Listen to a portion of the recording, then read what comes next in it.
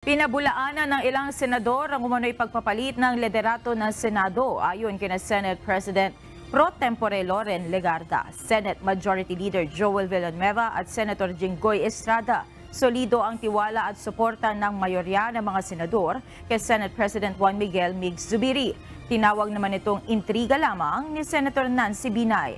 Tingin naman ni Senate Deputy Majority Leader JV Ejercito dahil ito sa nagaganap na bangayan sa pagitan ng Senado at Kamara bunsod ng People's Initiative. Ayan.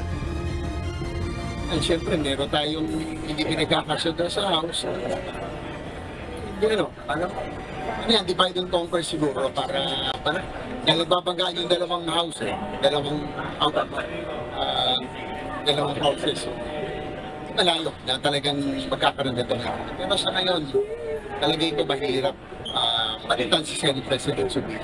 Wala akong ibigang possible na pwedeng pumalit sa kanyang pwesto.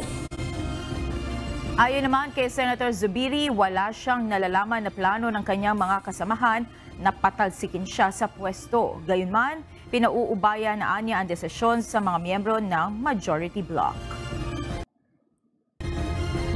Ano naman, there's a concerted effort to discredit the Senator.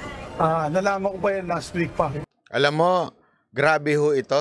Grabing hindi pa tapos ang awayan ng Senado at Kamara. Ito, literal na babuyan. Babuyan ho ito, binababoy ng Kamara ang Senado. Bakit to? Kasi hindi man natin sinasang-ayunan sa maraming bagay si Senator Zubiri. Pero kahit pa paano, tumayo ho ito laban sa PI. Sa katunayan, siya pa nga nagsabi. Diba?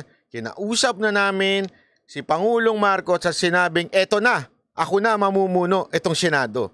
Feeling ko doon na-trigger. Doon na-trigger ho itong si Tamba. Para ho, sandali. Mukhang talagang hindi natin kalyado itong Senate President. Mukhang yayariin tayo dito kasi talagang nagmatigas di ba? Tapos agad-agad nagsubmit ng resolution, di ba? Eto ngayon, feeling ko hindi nila kasi kaya si Zubiri at saka si Villanueva. Si Villanueva rin kasi yung talagang matapang din na pumapalag diyan So mukhang hindi ho nila kinakaya. Kaya kailangan nilang palitan ng leadership ng Senate.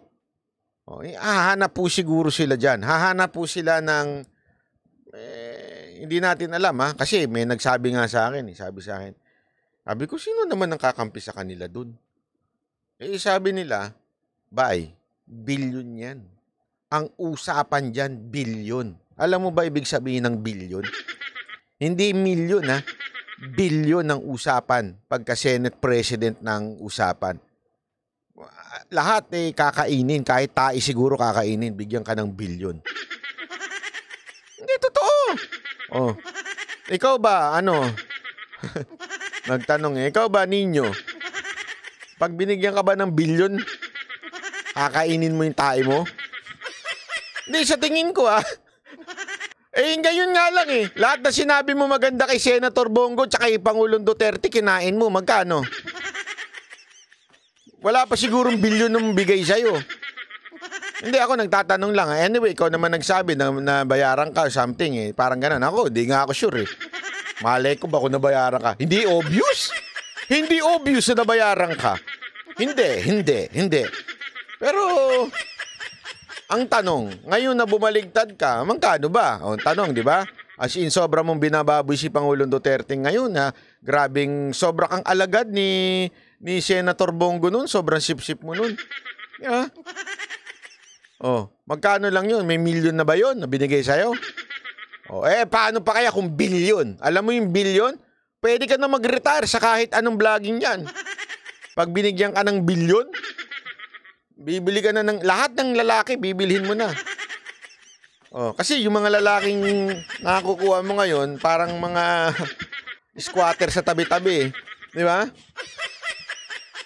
Pasensya na, pero yun talaga pero pag nagkabilyong ka na, ako po, baka mga kunin mo na yung mga hindi ko tinuloy. Easy man at kalma, baby kalma. naman akong bigyan ng dahilan para tabihan ka. Kalma. Sinong Dom? Basta si Dominic. Ay, sino ba yun? Ewan ko anong pangalan nun. Wag ganun, Banat Bay. Kaya nga, posible na nangyayari talaga to. Kasi alam mo, di ba, mga nakaraang Senate, panay deny naman. Kahit sa Kamara, ginagawa. Hindi totoo yan. Walang plano na i-unseat yung speaker. Walang plano na i-unseat yung Senate President. Tapos bigla ka na lang magugulat, iba na Senate President. Iba na rin ang speaker. Deny lang sila ng deny. Yan ang totoo dyan. Hindi ho yan ano. Ngayon, ang tanong, sino kaya ang gusto nila ipalit? Pero ako ito, sigurado ako. Malabo dyan. Malabong kumampi dyan si Senator Bongo. Malabong kumampi dyan si Bato. Yung mga Duterte supporter. Ha? Malabong kumampi dyan si Robin Padilla. Imposible ho.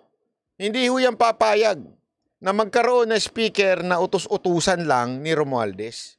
Hindi ho papayag yan si Robin Padilla, tsaka si Bato, tsaka si Senator Bongo. Ako, sigurado ako doon. At tsaka kay Tolentino, sigurado ako doon. Hindi sila papayag na hindi sila pipirma na laban dito kay Senate President. Kasi ako dami kong hindi gusto diyan kay Senate Mig Zubiri. Pero pagdating dito sa tumayo naman to, 'di ba? Tumayo naman to against PI. So let's give him the credit, 'di ba? Na siya ho itinayuan niya ito. Kaya nako, ingat kayo diyan dahil hindi lang ito usapan ng politiko sa politiko. Itong awayan na to, awayan po ito ng institusyon na. Grabe na ho hindi ko nga alam kung ano eh. This is just so ironic. Yung presidenteng ang pinaka-campaign slogan niya ay Uniteam. Ito ang pinakamagulong Congress. When I say Congress, House of Representatives and the Senate. Ito ang pinakasabog na kongreso. Ang mga mambabatas natin. Isipin mo, talagang sila. Kaya nga ito ipag-atake na sa institusyon ng Senate. Hindi na ito pag-atake kay Zubiri. Ayaw lang nila kay Zubiri kasi pumalag. So hahanapan na nila ng kapalit talaga. Yung tuta nila. Yung madadaan nila sa bilyon-bilyon. The irony, sorry, that ironic. Mali. The irony pala. Sorry naman, Bright. Basta. Sorry, the irony pala. The irony of this administration, di ba? Uniteam, pero itong pinakamagulo. Grabe, no? Ibang level. Ibang level lang labanan ngayon sa mga mambabatas natin.